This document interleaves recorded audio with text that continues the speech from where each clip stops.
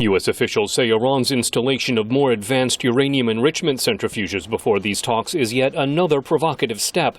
But State Department spokeswoman Victoria Nuland says Tehran can still take the diplomatic path at talks in Kazakhstan. The question is whether the Iranian delegation will come to Almaty really ready to roll up their sleeves and help the international community be reassured with regard to their nuclear program. Iran says it's entitled to a peaceful civilian nuclear program, but the international community says Tehran has not done enough to prove that it's not trying to develop nuclear weapons. Members of the so-called P5+1, France, Germany, Britain, China, Russia, and the United States, are working to expand international pressure on Iran to comply with UN nuclear inspections.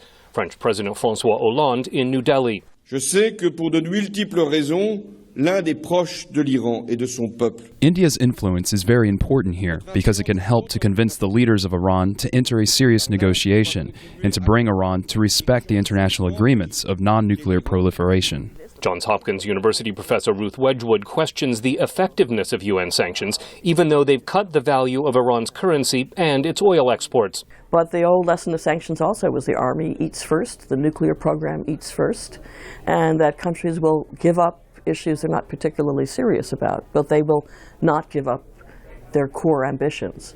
Russian Foreign Minister Sergei Lavrov says the international community must convince Iran that its actions are meant to stop the spread of nuclear weapons, not to bring down the government. Iran must know the overall game plan, if you wish, and must see what is in for him in this process. Otherwise, we have to convince Iran that it is not about the regime change. Making progress with Iran is especially important following North Korea's nuclear tests. U.S. Secretary of State John Kerry. They're linked. You connect the dots. It is important for the world to have credibility with respect to our non-proliferation efforts. And just as it is impermissible for North Korea to pursue this kind of reckless effort, so we have said it is impermissible with respect to Iran.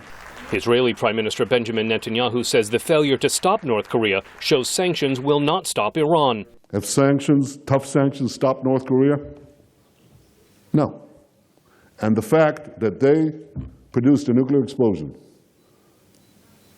reverberates everywhere in the Middle East and especially in Iran. They say, where is the world? Where is the international community? Where's the tough response?